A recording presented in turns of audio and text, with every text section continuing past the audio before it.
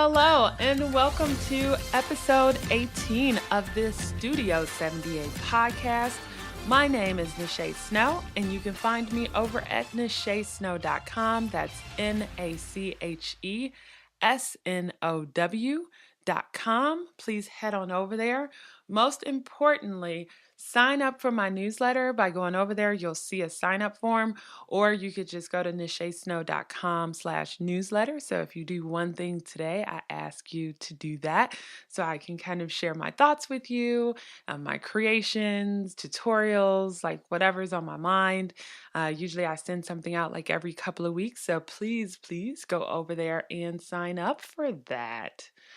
Okay, so let's talk about my guest today. The funny thing is, it's like I mean, for you guys who know me, who know me, you know I'm an extrovert, so I just love meeting new people or discovering new people. And I actually put like a call out in one of the groups I belong to. I'm like, hey, I'm looking for like, some guests, who have their own business or maybe have like a 9 to 5 and then like a side hustle on the side, and just looking for kind of interesting people that would have great stories to tell and lessons learned that they could pass along. Well, anywho, someone in the group reached out to my guest today, Baily Hancock, and was like, hey, you should check out this podcast and be on there. She emailed me. I went to her website, was like, amazing. We connected, and of course, I have her on here today. But that's just like the power of connection. If I would have never put myself out there, you guys always hear me say this, right? If I would have never put it out there, if I would have said like, I'm going to put it out there and no one's going to respond, so why bother? Then I would have never met this amazing person. And so that is just my plea to you to do something that you might be uncomfortable with. Put your idea or question or whatever out there in the universe, and you just never know what might happen. And also, before I start, I just want to say congratulations to Baily because the day before this episode is airing, which is April 23rd, she is getting married. So right now, I'm sure she's walking down the aisle and it's like craziness because weddings are just crazy, like crazy fun, but it's like the fastest and most exciting day of your life. So Baily, if you're listening to this, congratulations. I hope everything was absolutely beautiful. All right, so Baily does two things. She actually is a collaboration consultant, and then she is the creator of the Career Experiment. So we talk a little bit about both, even though in this episode we mainly focus on the Career Experiment.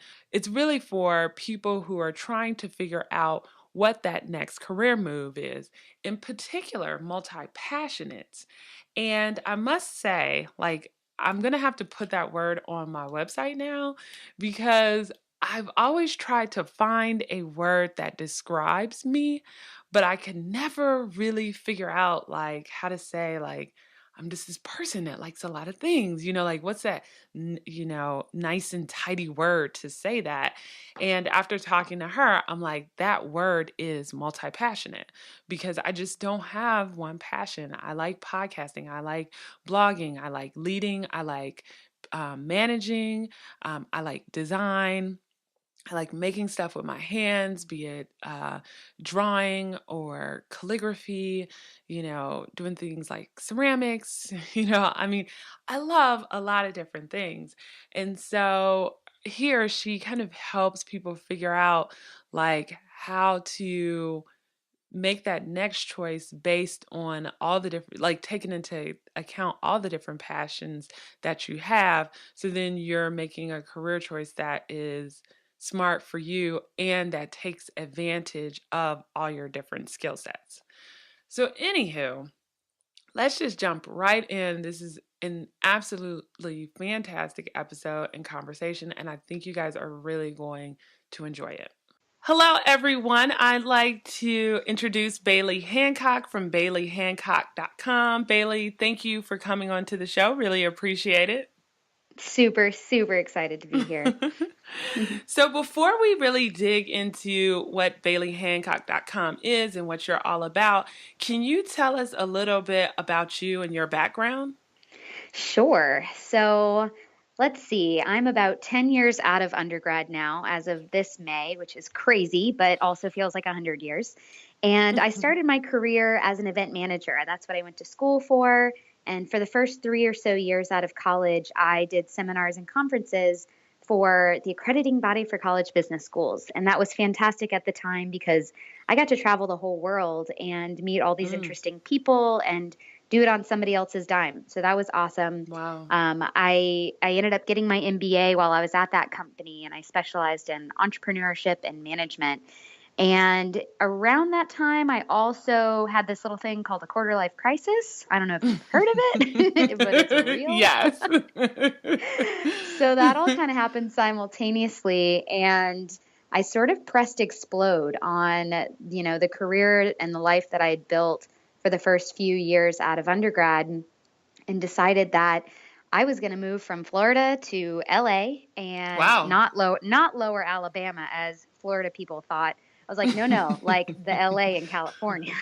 Right. So they're like, LA, what are you doing there? And I was like, I'm going to be a TV show host. No joke. So I decided to go from being an event planner to moving out to LA, quitting my job, splitting up with my ex, and packing everything I owned, as well as my two cats and a friend, in my Honda Fit, and drove from Florida to California and pretty Whoa. much started completely over. And I got out here and immediately realized I did not, in fact, want to be a TV show host, but it gave me the excuse to make that gigantic leap. And, I had this brand new MBA diploma that I didn't know what I wanted to do with. I knew I didn't really want to do events anymore, but I hadn't really thought past getting here. And so I took about a year and a half to just go back to waiting tables and bartending and, taking it slow, figuring out Hmm. what actually sounded good for me to pursue next. And in those couple of years, I did everything from being a social media manager for this singer-songwriter comedy duo Mm. to starting a company called GSD Gal, which stood for Get Shit Done. And that's where I helped actors and writers with their professional goals because they're brilliant and talented, but really lack solid execution abilities for their own careers. So that was super fun. I had a short lived web series called Baily's Big Adventure, which was me encouraging people to start checking off items from their bucket lists long before they were about to kick the bucket. I filmed all of Mm. one, and I learned how to do trapeze on the Santa Monica Pier. I've never seen the video. Wow. So it was clearly an experiment and just going for it. Had so much fun. But yeah, and I mean, all of those things it was me just sort of going down my laundry list of things that had always sounded interesting, but I hadn't really figured out a way to check them off when I was in my old career. And so I figured, there's going to be very few times in my life, if ever again, where it's only me that I'm relying on. I don't really have Hmm. anybody depending on me. I didn't have a huge overhead despite living in a very expensive city. I kind of kept my costs to a minimum so that I Mm. wouldn't feel that pressure to hurry up and pick something. I really Right. wanted to explore and, yeah, just test the waters and really experiment in my career. And that actually ended up landing me at General Assembly. All of those Oh. things, although totally random on the surface, all kind of had a through line.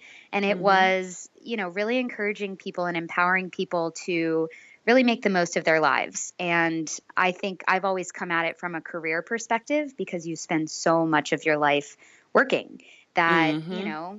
it's one of those channels where if you can figure that out, if you can find a way to be happy in your career, you've kind of covered like 60% of your life and the rest kind of falls Hmm. into place. So I landed at General Assembly and I kind of combined a bunch of different things that I was doing. So at the core, what they hired me for was to get people to drink the Kool-Aid and ask for seconds. And Right. so that's basically what I did. I did the classes, workshops, and events there. And it was at GA that I discovered that I could do marketing partnerships and get paid for it. So essentially, I got to Mm. be paid to make friends, which was the greatest thing ever. And That's so I nice. really, I really got to like establish myself in LA and meet a ton of people and collaborate and just really grow with the growing startup and tech scene in LA, and had the best time doing it. So that kind of landed me in where I am today, which is part of my job is I'm a collaboration consultant, which means I help companies and small businesses and entrepreneurs grow their communities through marketing partnerships. So that love Mm. really didn't emerge till I landed at GA, and I learned, oh my gosh, people will pay me for this. I'm good at it, and it's so much fun. Mm. So just to round out the how the hell did I get here, I stayed at GA for a couple years and then thought to myself, I need some corporate experience. I have startup experience, nonprofit experience. I need to get, rounded out. And so I went to go work for a huge advertising agency, and within a week realized it was such a wrong fit for me, culture Mm. wise, passion wise.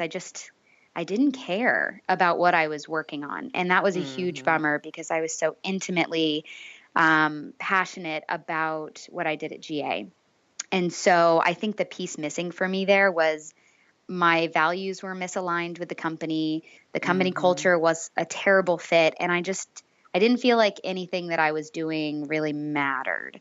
Right. And, some people can get by with that and they don't really care. But I realized then and there that, nope, that's something that's a deal breaker for me. So the positive of all that is while I was there, I really developed what would become the career experiment based on me just not wanting to just take the next thing that came along. I wanted to be Mm. thoughtful about it. I wanted it to be something that I could see myself doing for a few years and something that I didn't feel 100% confident doing, but maybe like 80%. Because I think Mhm. that's when you can find a gig that you still feel like you have a lot to learn in, that's when you come in excited every day. And that's when you can really like follow your curiosities to something that's going to feel fulfilling to you and keep You'll you be going in yeah. that growth mindset. Yeah, you'll be your Yes, best self. Yeah. exactly. Everybody wants to be their best selves, right? So I figured Right. for me, that's how I was going to do it. So about a year went by of hating that job and driving into the parking garage and getting anxiety just seeing my space. Like, it was bad. It was a low point, especially coming from those years of just carefree bartending and doing trapeze school. It Right, was like, right. how did I Right. go from that to this? I'm so much more unhappy, and I had more money, but it didn't matter. Mm. So I finally got to that tipping point where I was like, okay, I've got these things going on the side. So I had started teaching the career experiment curriculum in workshops and boot camps at General Assembly. They've never gotten rid of me actually since, and I don't think they ever will. um, so I've been teaching the boot camps and workshops there for about a year now. And I really started to see commonalities emerge. I started to see the kind of questions that people were always asking and the things that were really keeping people up at night. Like, how do I figure out what to do when I want to do a ton of different things? And how do I know Mhm. what my passion and true calling is? And how do I get purpose in my career? And all of these big questions that they Yeah. were letting keep them from really making any decision at all. So it's like paralysis Mhm. by analysis, right? They could do Right. so many things, which it gets us all. It gets me big time. You just kind of have to have strategies to get around it, which I'll get into a little bit. But yeah, so when I got to a tipping point where I was like, you know what? I could be doing a lot more with this than I can with it being my 6 to 11 job after my Right. 9 to 5. And I was just so miserable that I was like, okay, I'm gonna see what I can do here. So I pretty much used the career experiment philosophy on myself and figured out what am I really good at without trying very hard. What am I passionate about? What industry does that fit into? And what are my current values and my motivators? And what I came to was I'm really good at marketing partnerships because I genuinely just love humans, the good ones. Right. And I like Right. coming up with fun things to do together. Okay, fine. There's that. What industry do I care about? I'm really passionate about education and technology and the startup scene. Okay. And then core values, what matters right now? And for me, it was autonomy and the ability to really affect change and make decisions without a lot of red tape. So all Oh of that wow. led me to Yeah. going on my own and becoming a collaboration consultant. And so I ended up finding a wonderful client in IDOU. which is an online learning platform. And they've got some really incredible courses on innovation and human-centered design thinking and Oh, storytelling. So I'm helping them grow their community right now using marketing partnerships. So that's one half of wow. me, and the other half is the career experimenter. So here we are. Here we are. Okay, so a Whew. couple of questions. One question just going back to the beginning, because I'm sure people, have questions about it, is really like, what was that like tipping point that really made you say, like, I am going to do this? I am going to move from Florida to LA? Because I think sometimes like people get paralyzed by big decisions by that. And even though, let's say they want to do it, they never do it because of fear. So, like, how did you get past that fear, like uprooting your life and moving like literally across the US? Truthfully, I think I lost my damn mind for a bit. Like I was at such a point. I was 25, so it literally was quarter life crisis. I was at 25. I was married. In Florida, you get married young. I was married at like 23. And I just kind of took a look around at my life and was like, is this going to be okay forever? Like, is this good? Am I good Hmm. here? And the answer was, it's fine. And I truthfully at the time had started reading a lot of like Eckhart Tolle, and I was a big Oprah girl, and I just kind of felt like, this doesn't feel like my best life. This feels like a very easy, templatized, goal checking off place that would be totally fine. It would be fine. But I'm not exactly sure what gave me the confidence and the safety net. There was definitely no safety net. I don't know what made me be okay doing it. I think I just knew that I would regret it more if I didn't at least try than if I Hmm. stayed and just stuck it out because it was good enough. And I'll say, like, Hmm. I don't think I ever doubted my decision. I don't think I've ever once doubted whether it was the right move, even when my life was harder in Hmm. LA, because LA is not an easy place to just pick up and move to. It's beautiful and the Right. weather's great, but it's a hard place to find your place. And it just takes time. And so even in those moments though where I was like, "Oh my gosh, where am I?" Like it's almost like I woke up and was like, "Oh my god, I moved to LA. Holy crap, What's how did going this on? happen?" But even in the rough moments, even when I was barely making ends meet, I was still so much more excited every morning when I woke up because I didn't know what was going to happen. And at the time, that was more appealing to me than knowing exactly what my life was going to look like for the next 60, 70 years. So Mm. I think it's just a value proposition, right? Is it worth it to you to jump into the unknown versus sticking with something you feel safe with and comfortable with and dealing Hmm. with whatever regret comes up? And for me, the answer was just simply no. Yeah. So I don't know Yeah. that that's a good answer. Lose your mind. No, Go yeah, for it. it's Like good. It that's worked out. It worked out. it. And truthfully, like my life now I feel like pre LA, and this has nothing to do with LA as a city. This is just, my version of this, but big jump. Pre LA feels like just a kind of a black and white version, and post LA feels like different shades of color. And I hope that I Mm-hmm. still unlock more levels of color that I don't even know exist yet. I'm Yeah. hoping that that's what happens throughout life. I kind of have a feeling it will, but I don't know. Either way, you Mm-hmm. never know. So Right. I guess that's the lesson in it. It's you're either willing to jump and hope for the best. And don't get me wrong, I had a plan when I moved here. I had money saved. I knew a couple people. I knew that I wouldn't get out here and totally fall on my face. I knew that I could Mm-hmm. always bartend. I could always go Right. You back to gotta back Florida. up. I would never be homeless, right? And I think Right. that's what it was. Like I heard this thing recently where somebody was like, "Listen, really all we need is food to eat and a place to sleep inside." I was like, "You know That's what? true. At the end of the day, that's all we really need." And I Yeah. knew that I had that. So I was comfortable at that point in my life being like, well, the rest will figure itself out. I would not do that today at all. Mm-hmm. No way. Right. But I'm in a very different place in my life than I was 7 years ago. You started your business, so can you kind of like walk us through that? Like, was it kind of like a hobby at first, or did you start out as like a true business? Like, how did you go about like naming it? When did you first start making money? Was it a while? But just kind of walking people through that process of your 6 to 11 at the time. Oh my gosh. So when I was still at the last job, I knew that I wasn't going to get fulfillment from it. I knew that, it would provide me with a paycheck and a place to go every day, but I couldn't expect anything else. So I decided I needed to create that fulfillment in some other way.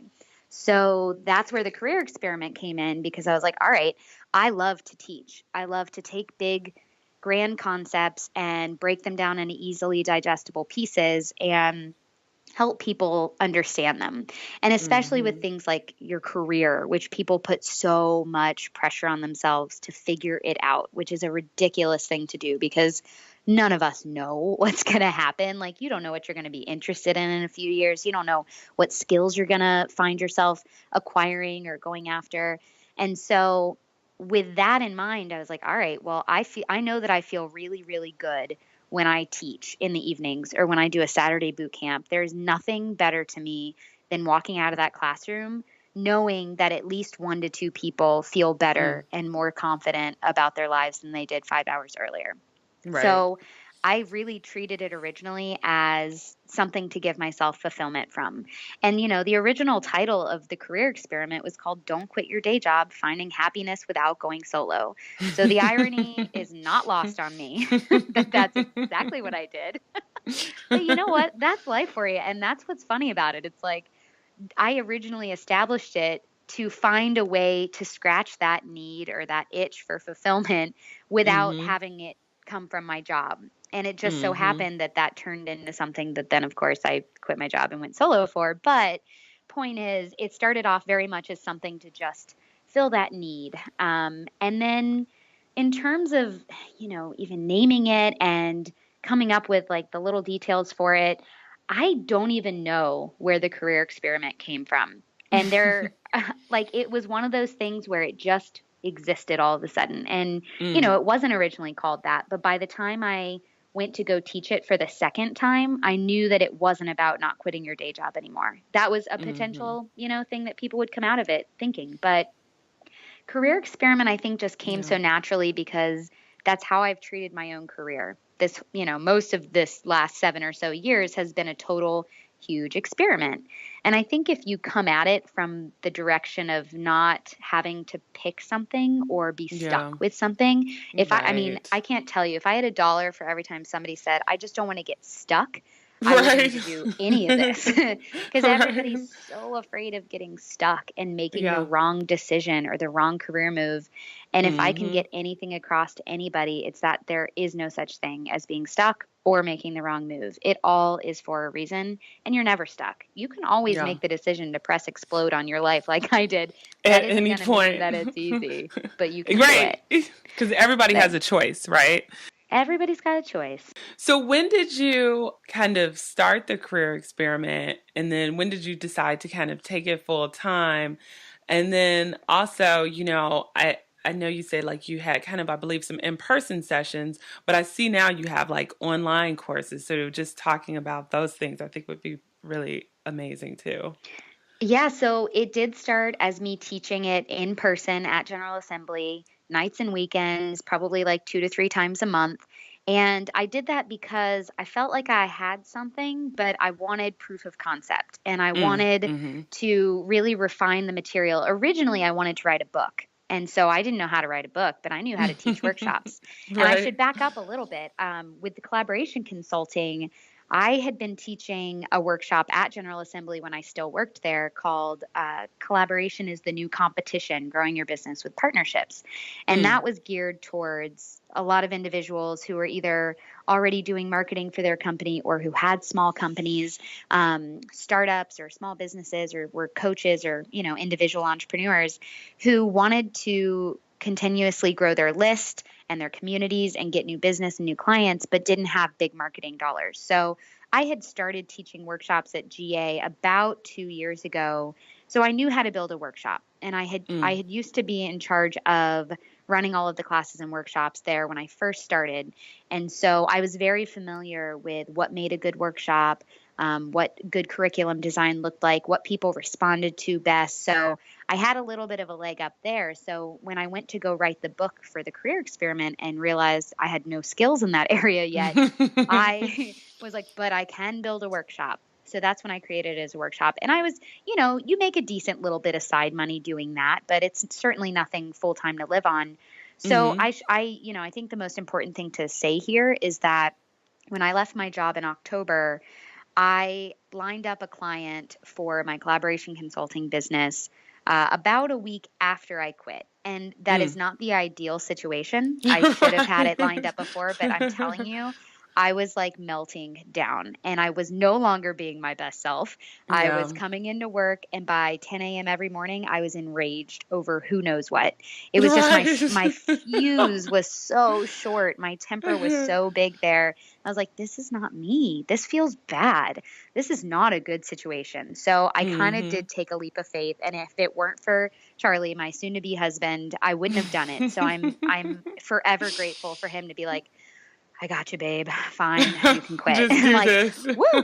Yeah. I mean, I couldn't have done it without him. And I truly mean that. But, so when I did go on my own, I knew that I had the collaboration consulting experience that I could get clients for. Even if it was a little bit of money, it would be money. And I knew that the Mhm. career experiment, I could teach workshops and boot camps and also make a little bit of money. So there's always been money coming in, not huge Mhm. amounts. I'm on month 6 now. And, to your point, it did start out as in-person classes and workshops. And then when I quit, I gave myself like 3 weeks where I just sat down and I said, okay, what are all of the avenues that I could take this business down? What's the low hanging fruit? What's the thing that can make me money quickest? What's the thing that's going to let me scale it quickest? Because as it Mhm. stood, I had to be there in person to make this happen. Mm. And it was only LA because I'm one person and I live here. And Right, so right, right. when I laid out all the options on the table, an online course popped up as the next obvious move because I could do the best version of that boot camp that I've ever given and really edit it and refine it and make it amazing. And then it could be online and anybody in the world could take it at any time and it wouldn't require me doing anything. Plus, passive Mhm. income, guys, is the way to go. Right, Granted, exactly. don't get it twisted. I'm not making a ton of passive income yet. I just launched the course about a month ago. And so it's still pretty new, but it exists. And I will say that is absolutely the thing I'm proudest of so far in this business venture is taking that, getting it out of my brain and into the world to where it lives outside of me now, which feels really Mhm. cool and really crazy. And I'm really excited about it. So that's kind of what I'm focusing my efforts on right now, business wise. Another Mhm. element of both of the businesses is I speak and I write. So, depending on the venue, I Mm. talk about either topic. And so it's kind of great because, I don't believe in having a calling or one true passion. I think that's a Mhm. lot of pressure to put on yourself. It's like you have to find your one soulmate and there's only one. And it's like, but what Right. if they live in China and I live in America? I'll never meet them. I think Right. You're I done. think there's right, you just don't know. That's what I always thought as a little girl. I was like, but what if my soulmate's on the other side of the planet? Do I not get one?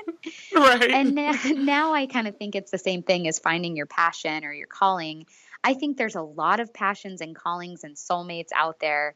It's just depending on where you are in your life and what you're interested in and your capacity for taking things on. That's not to say that I don't think my soon to be husband's my soulmate. I think he is. But in Yeah. terms of your professional passions and callings, I think there's a lot out there for you. And it's just about kind of just being open and honest with yourself along the way and seeing what Mhm. excites you the most. And so with that being said, I kind of in the last couple of years discovered that I get such like joy and fulfillment from speaking and from teaching. Mhm. And so right now the things that I speak and teach about involve collaborations and career experimenting. I don't know that that'll be forever, but I feel very lucky that I have found the vehicle that makes me happy, and that's speaking and teaching. So I like to think that Yeah, that's speaking great. and teaching are my passions and my callings for now, and Mhm. whatever the topics are my passengers.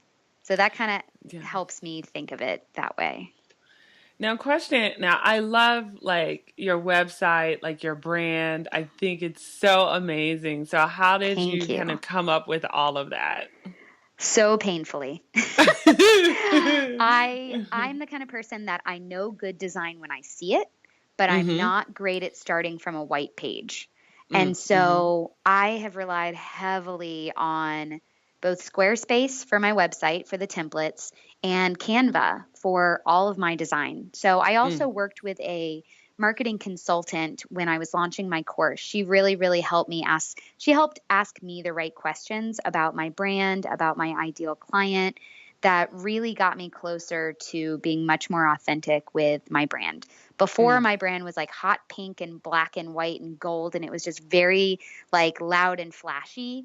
And Mm-hmm. when she had me do a mood board on Pinterest, everything was like teal and pink and like they're still gold, but like very muted and very mellow and calm.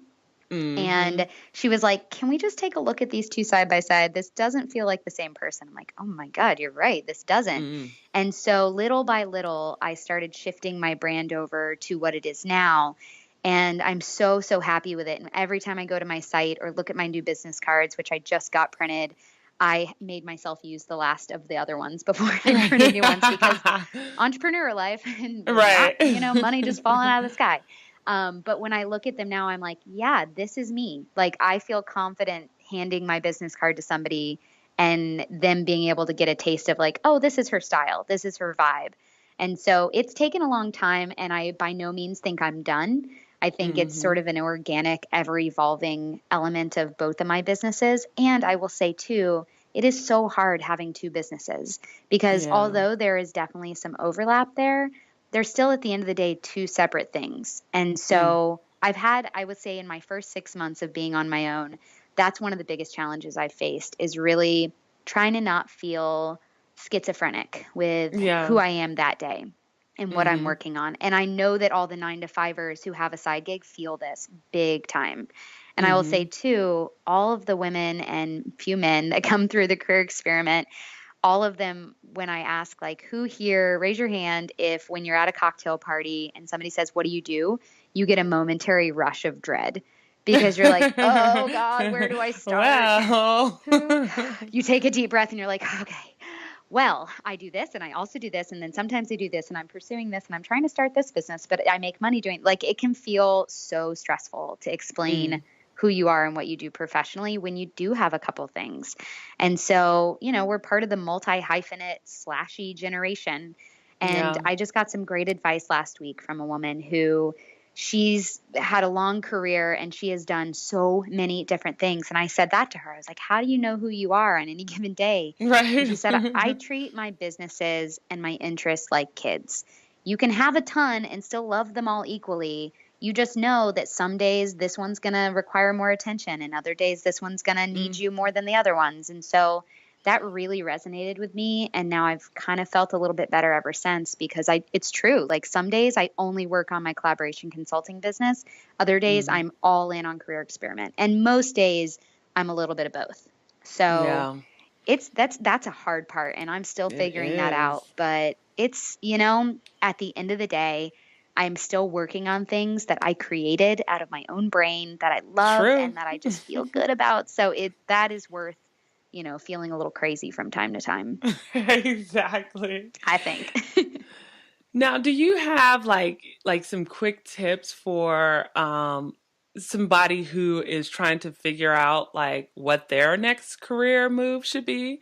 Like some Girl, I maybe got a a whole couple online course for that. I know, right? But I know. I don't want you and to give out, too many secrets for the online course, no, but I just would give like it one all or away. two I just things. want Yeah. everybody to like what they're doing because the world would be so much of a better place if people were happy in their careers. I mean, everything is affected by how good you feel about what you're doing from 9 to 5. Think of how much nicer people would be to their significant others and friends and family if they like came home feeling good every day. It would just be such a Right. different place. In terms of quick tips, so my structure for the career experiment, like the 3 pillars I call them, is a quick and dirty way to figure out your best next move is align your strengths to a role. So for me, that was what am I good at without trying really hard? I'm great at partnerships and making friends and collaboration. Check. Okay. Align your passions and your interests to an industry. So I do hate the advice follow your passion because I think it's incomplete. It doesn't really Mm. explain where are you following it to? Like Right, what right. happens when you find it? What do you do with it? Like it just leaves you hanging. And so nobody like it just seems like such simple advice, but it's really, really hard. So instead of Mhm. following your passion to a career or a job or, creating your own company, I say follow your passions and your interests to an industry. So, for example, if you're passionate about food or travel, go do the thing you're great at, that role, in an industry that you're fascinated and curious and inspired by. Because Mm. then, even if you're, an accountant, I say that because I'm just not a math person. If you're an accountant, but you're passionate about baseball, go be an accountant for a professional baseball team or, a sports memorabilia company or something like that. So, when you think of it that way, the options are really endless because you can take I picture like your role is the ball, right? You can take your ball and go play on any court you want based on what you're excited about at the time. And then you can stick with that role forever and just keep changing it up industry wise and never really get bored of it. And then the third Mhm. pillar is aligning your core motivators to a company culture. And that's the piece that most people completely neglect when they're figuring out their best next career move because it's the Mhm. hardest one to figure out before you start somewhere. I mean, knowing what a company culture is going to be like before you're in it is difficult, Right. but Mhm. there are questions you can ask. You can do some digging before you start there. I always say get a person on the inside and get the real scoop on what it's like day to day if you can, because that's what makes Mhm. or breaks a job. If you hate your desk, I hated my last desk. It was lime green and not in a cute way. It was, I swear to God, it vibrated into my brain and made me crazy. Right, you're like, "No." It was too aggressive. So for me, I learned from that very small little piece of data that I really like bright, clean spaces and offices that have a lot of natural light and, like a lot of white desks and, bright colors without being aggressive. So the core motivators though also go to things like autonomy, wanting to be able to do your job without having a boss micromanage you. How are you motivated? Are you motivated by money or by praise or by awards and recognition, by professional Mhm. development opportunities? Like everybody wants something different. And so Mhm. if you can figure out what does it for you, what makes you feel good about your job every day, and make sure that you get that, then you're going to be happy doing a lot of different things. And Yeah. so, really, like the combo there is the strengths to a role, passions and interests to an industry, and core motivators to a company culture. And then finding a thing that gets as close to those three things as you can. And nothing's going to be Mhm. perfect. And even things that are perfect won't always be perfect. You're going to change, you're going to grow, your priorities will shift, and that's totally fine. And you're a human being, and that's what's supposed to happen. It's just Yeah. about staying honest with yourself and making sure that what you're doing is still something that you're excited about and at least happy with. You don't have to be blissful every day, but you can't be Mhm. miserable. That's just Wow. sucky. No, this has been amazing because this is like good stuff here. Because I know there are several people out there that are like, I don't even know what to do next. You guys need to head over to her site. I've got a good little free guide for it's called What to Do When You Want to Do It All, and it's a career guide for multi-passionates because I am 100% a multi-passionate. And if you're not familiar with the term, it means you have a ton of different interests, you're excited by a lot of different things, and you're passionate about a lot of things. And that is when that paralysis by analysis can really hit you, is when you're like, Hmm. I don't know, I could do 10 different things and be happy. So you just sit there and do none of them because you don't know which one to do first. So this guide kind of Right. helps you narrow it down a little bit and figure out what you got to do next. And I mean, really, truly, if I can leave you with anything, is you're never stuck. Nothing is forever, good or bad. And it really is up to you to just figure out the next move, not your whole career. That is ridiculous. That's like picking up a book, reading one chapter, closing it, and being like, yeah, I got the gist. I know what's going to Right. happen in And all these that's other it. chapters. What? You Exactly. don't even know all the characters yet. You have no idea what's going to happen. You don't know the twist. So all you can do is take it page by page and job by job and be honest with yourself and constantly check in and just make sure you're getting out of it what you want.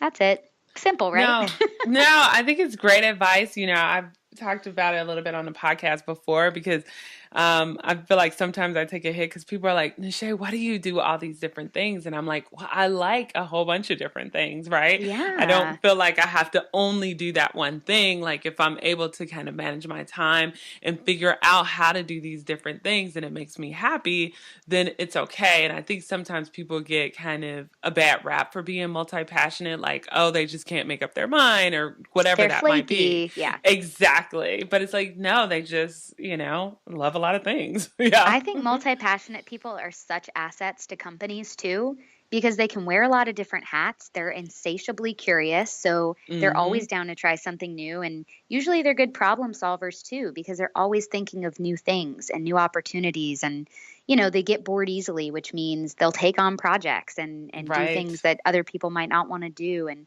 I mean, truly, if you are a multi-passionate and you're feeling like they just don't get you at your job, it's probably just not a great culture fit anymore. And that's totally fine because there are a lot of companies that support that kind of person. And if there's not, go make your own. But that's Yeah. certainly not the easy way out. I will say that being your own boss is the hardest route you can take. And I always Right. say, do not do it until you can't not do it, until Mm, there's no way around it, that you will just die if you don't pursue the thing that has been keeping you up at night.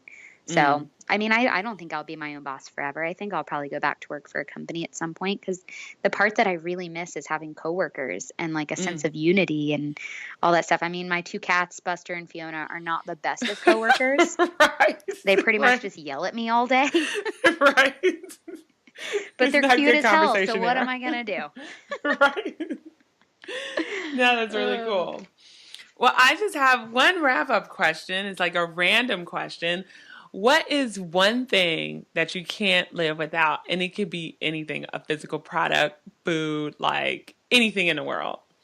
Oh my gosh. Office supplies. So I am Ooh. a Virgo to the extreme. I love organization. I love calendars and planners and notebooks and pens. It's like whenever I was having a bad day at my old job, I would leave and I would go to this cute little store in LA called Urbanic, and they have like cards and candles and notebooks and pens and calendars. And I would just get myself a new notebook and pen, and I would feel a little bit more in control of the world. So I think for me, especially now working on my own, if I don't sit down on Sundays and really map out my week, I'm Mm, going to be a mess, because too much can just swirl around you and you can just end up being so reactive instead of mm-hmm. proactive. And man, time flies. The fact that it's been 6 months since I left my job is bananas. Yeah. But so much has happened in that little bit of time that I'm like, all right, I got to really kind of keep the reins slightly tight on my day to day. Otherwise, it'll just pass and then Yeah. it'll be 2 years. And oh, goodness, no pressure. Yeah. But yeah. So definitely office supplies. My dream job is to work for Rifle Paper Company.